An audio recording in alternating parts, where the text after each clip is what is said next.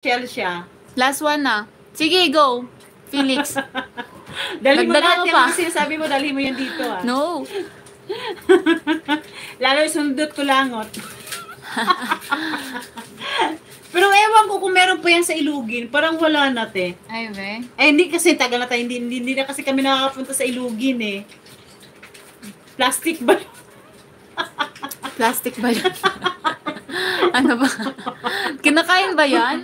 Hindi, yung plastic tapos binabalon. Kaya Yung binagrow. What I mean is, tignan mo, puro pagkain pinagbabanggit yan. Bilang plastic balloon. Pagkain ba yan? Last one na, ang galing. Oo nga. Plastic balloon. Oo. Yung tattoo na ano, gum. Tattoo. Oh, tapos Tapos iba din yun. ano, parang nasa Inaalala loob niya natin, may Felix, yung may mga kinakain natin. tattoo parang ano din eh, may sinabi si Felix kanina eh, na bubble gum. Juicy fruit. Buza. Ay. Buza. Bazooka! Bazooka. Oo, May isa pang Bazooka. ano. Bazooka. Bazooka. Sa amin wala na plastic balloon, binawal kasi may mga may Oo, chemical kasi daw. kasi Di may pwede sa chemical mga yun. bata. Ano ba Tama. itsura ng plastic balloon? Ganun siya tube, tapos ipisil mo siya, ilagay mo sa balon, ibublow mo siya. Okay, naalala Tapos ko na maging yung balon maliit. siya. Yung maliit lang. Oo, yung straw niya. Tapos mablow siya, di ba? Naalala ko na ngayon. Naalala ko nga dati nilalagay ko sa buhok mo eh. Dikit-dikit. Ang ginaganon ko yun eh, para Oo. mag-push pa yung ano, laman sa loob. Oo.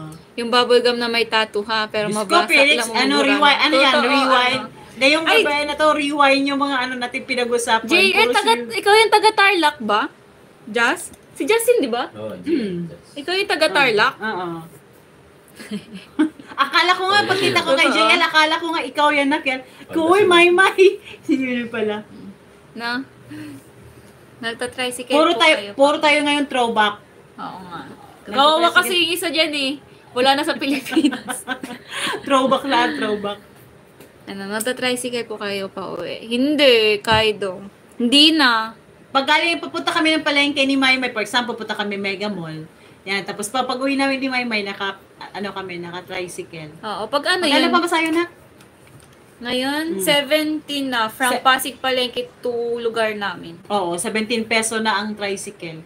Papunta dito sa Dilang. Yung dahon na may City dagta, 1A. ididikit sa tenga. Ha?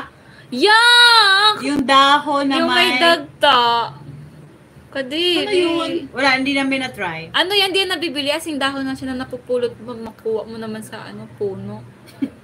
Kadiri, sa tenga pa talaga. Sa tainga, sa tenga. Kaya nga sinasabi, throwback time.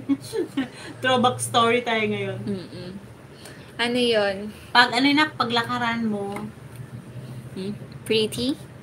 Hailey Martin. Welcome to this channel po. Hi guys! Thank you for subscribing. Like 17. Hi there. Paglakarin mo na lang si Maymay. No. Pwede din. Kasi alam nyo guys, sa previous work ko, ano kasi yun, sa may City Hall ako, yung dati kong work. Sa Minsan City Hall naglalakad siya. lang ako papunta from Pinagbuhatan. Sabi natin, ang lugar namin, Nagpayong. Nagpayong Pinagbuhatan. Nilalakad ko lang yung papuntang City Hall. Ilang kilometers pa? Mga 3.5. Oo. 3.5, nilalakad lang ni ate. 3.5 kilometers. Ano yan? Dahil sa amin Balikan. hanggang City Hall. Hindi ko alam kung nakwento ko na yun sa live, pero dati nag-apply ako sa Air Force. Tapos, ano ang palad. Ano yun? Kasama ang palad? Hindi. Hindi, nakapasa ka naman. Kaya Nakapasa, nasa ano. kaso hindi kailangan ko magpalasik sa mata kasi ano, ayun nga, malabo. Kailangan 20/20 vision. So, ano siya, mahal. Hindi na ako nagpatuloy. Pero nag-apply lang naman ako doon kasi sinamahan ko yung kaibigan ko. Hindi ko naman nakala makakapasa ako hanggang kaduluduluhan ng process. Oo, Hanggang, magaling yan, kala nyo ba? hanggang medical. Kala nyo ba lahat sa physically, pasok yan sa Malakas atin? ako guys. Physically, mentally. Elementary, Elementary. elementary, pag-push Ano up, elementary? natuto. Pero guys, in reality, hindi ako marunong mag-push up. Doon lang ako natuto sa Natuto sa siya mag-push up. Ilang push up Oo. pa yun na? Hindi ko lang maalala eh. Pero 20 plus some. Basta ganun. Above. Ano kasi yun? Una exam muna, written exam. Nakapasa. Dalawang klaseng exam yun eh. Tapos nakapasa. Tapos nung after nun, physical exam na. Wala akong choice. Nakapasa ako eh. Siyempre, parang part din sa akin na gusto pa rin magpatuloy. Ayoko naman na babagsak ko sa physical exam. So, isa sa mga exam doon is